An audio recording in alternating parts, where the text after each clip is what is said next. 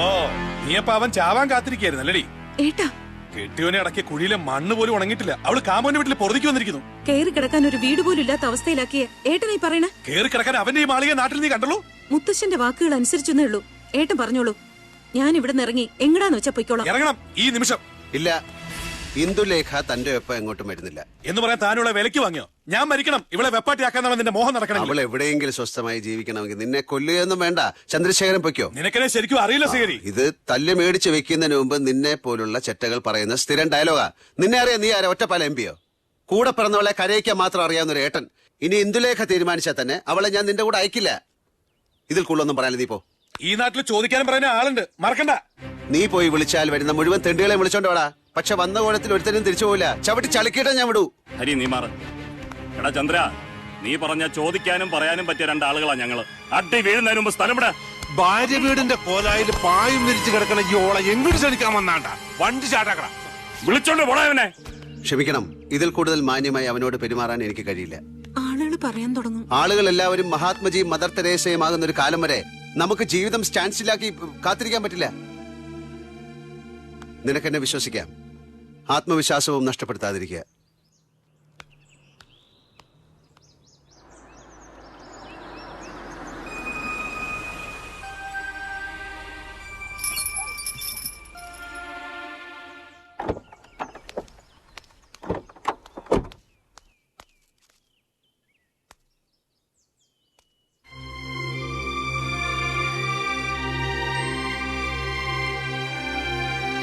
വരൂ. ഒരുപാട് കേട്ടിട്ടേ ഉള്ളൂ. ആദ്യമായിട്ടാ വീട് കാണണേ. ഈ വീട് എന്നോട് പറഞ്ഞു. കാത്തിരുന്നു ഒരുപാട് വർഷം KP ഭവാനി അമ്മേ. പക്ഷെ എന്താ, കൈപിടിച്ച് കൂടെ കൂട്ടിക്കൊണ്ടുവരാൻ ഗംഗാധരമേനോന് കഴിവില്ലാതായി പോയില്ലേ? എന്താ കുട്ടി പറയണേ? കളി പറയേണ്ട ആളല്ല അദ്ദേഹം. എനിക്കെന്തോ കാലു വരയ്ക്കണു. ഇറങ്ങി പുറപ്പെട്ടപ്പോ ഉണ്ടായിരുന്ന ധൈര്യമൊക്കെ ഈ പടി കയറിയപ്പോ പോയി. അമ്മ ഇപ്പൊ അമ്മയുടെ മോന്റെ കൂടെയാണ്. ഒന്നിനെ കുറിച്ചും പേടി വേണ്ട. വരൂ.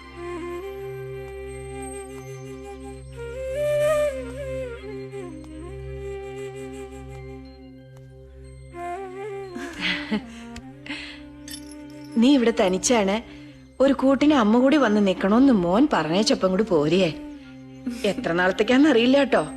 അവിടെ കുറെ മിണ്ടാപ്രാണികളുണ്ടേ, തൊഴുത്തിലും കൂട്ടിലും ഒക്കെ ആയിട്ട്. അവരെ കൂടെ നമുക്ക് ഇങ്ങോട്ട് കൊണ്ടുവരാന്നേ. നല്ല കഥയായി.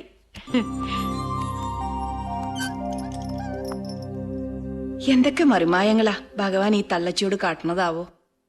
ഒരു മോനെ തന്നു, ദാ ഇപ്പൊ നിന്നെ. ഈ ജന്മം കാണില്ല എന്ന് കരുതിയ വീടും കാട്ടിത്തന്നു. ഇതേ ഭഗവാൻ തന്നെയാണ് ഭവാനി അമ്മയെ ഗംഗാധരമേനോനിൽ നിന്നും ഇന്ദുലേഖയെ ശ്രീഹരിയിൽ നിന്നും അകറ്റിയത്. ചെയ്ത തെറ്റുകൾ തിരുത്താൻ ദൈവങ്ങൾ തയ്യാറാവുന്നതിൽ സന്തോഷം. ഇല്ല മോനെ, ഓരോ ദൈവഹിതത്തിന് പിന്നിലും ഒരു വലിയ സത്യം ഉണ്ടാവും. മുജ്ജന്മ യോഗം കൂടെ വേണം മനുഷ്യന്, എന്നാലേ അനുഭവിക്കാൻ കിട്ടൂ എന്തോ. വാ മോളെ, കുട്ടികൾക്കല്ല ഇന്ന് എന്റെ കൈകൊണ്ട് വച്ചുണ്ടാക്കി വിളമ്പാൻ പോവാ ഞാൻ.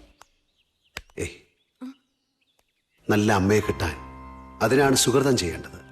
ചെല്ലെ, സാരിത്തുമ്പിൽ ചുറ്റിപ്പിടിച്ച് അമ്മയുടെ ചുറ്റും വട്ടം കറങ്ങി നിനക്കും ഒരു കുട്ടിയാവാനുള്ള, ഒരു മോളാവാനുള്ള അവസരം.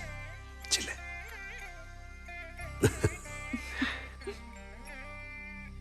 എന്നാ പിടിച്ചോ. അമ്മ വന്നതൊക്കെ സന്തോഷം, പക്ഷെ വെള്ളമടി പുറത്തായി. പുറത്താവാണ്ടിരിക്കാനല്ലോ പഠിപ്പരന്റെ ഔത്തുന്നാക്കിയത്. ഹരിക്ക് വേണ്ടാന്ന് തന്നെയാ. വേണ്ടാന്ന് വെക്കണതിന്റെ സുഖം എന്താണെന്ന് വേണ്ടാന്ന് വെച്ചാലല്ലേ മോനെ അറിയൂ. വല്ലപ്പോഴും അതും കൂടെ അറിയട്ടെ. അപ്പോ ശ്രീധരേട്ടനോ? ഇല്ല, എനിക്ക് വൈകുന്നേരം അമ്പലത്തിൽ പോകാനുണ്ട്. ശ്രീധരേട്ടൻ ഇന്നലെയും പോയിരുന്നു അമ്പലത്തില്. എന്തോ വലിയ കാര്യം പറയാൻ പോയതാ. രജനീകാന്തിന്റെ പടം റിലീസിന് കിട്ടാനോ മറ്റോ.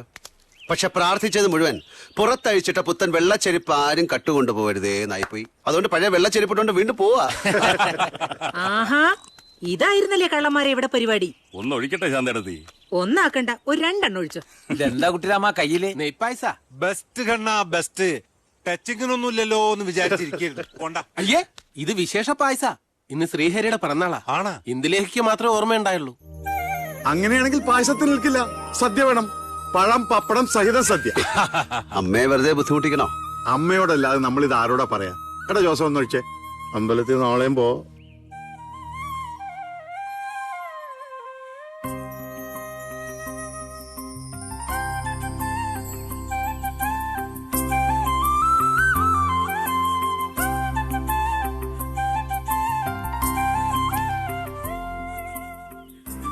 പിറന്നാൾ ഓർത്തതിന് നന്ദി. ഹേമാളു ലുക്ക് ദ ലവേഴ്സ് അസൂയ തോന്നുന്നു.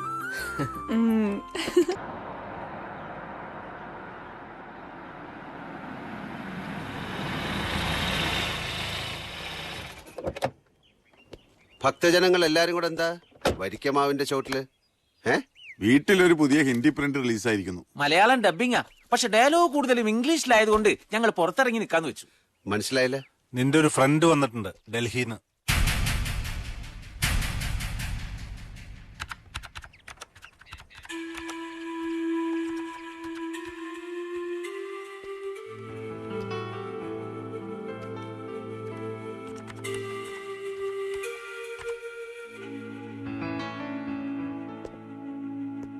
ഹായ് ദുർഗ.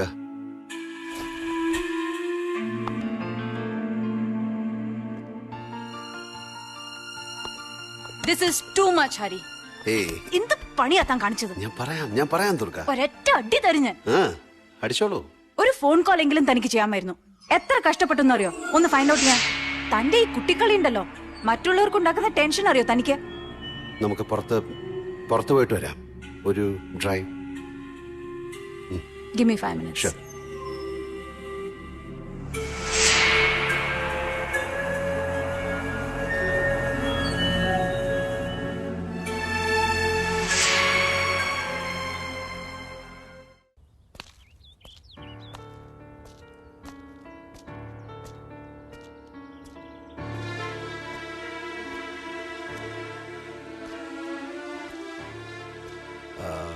ദുർഗ ഡൽഹിയിൽ നിന്ന് എന്റെ ഫ്രണ്ടാ.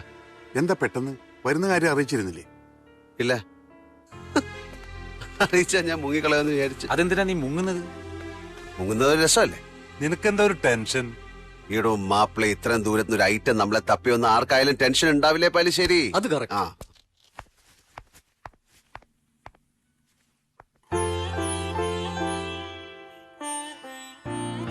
ഇന്ദുലേഖ.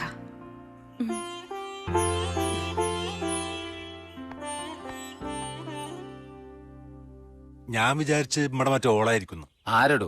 ക്ലോദ അമ്മയുടെ. I am ready. ദുർഗ ഇതെല്ലാം എന്റെ ഫ്രണ്ട്സ് ആണ്. Hello. Come on, let's go. I'll drive. Okay.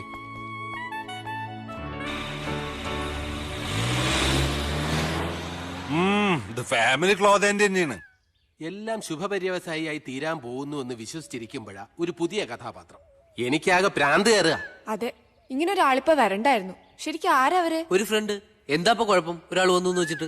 എടോ നവീൻ, ഇതൊരാളല്ല, ഒരു സ്ത്രീയാ. അതും ഹരിയോട് അവർ ഇടപെടുന്ന രീതി കാണുമ്പോ എന്തോ എവിടെയോ. അവരുടെ കൂടെ തിരിച്ചു പോവോ ശ്രീഹരി അങ്കിൾ? ഞാൻ ഇപ്പോഴും ഒപ്റ്റിമിസ്റ്റിക് ആണ്. എല്ലാം നന്നായി തന്നെ അവസാനിക്കും.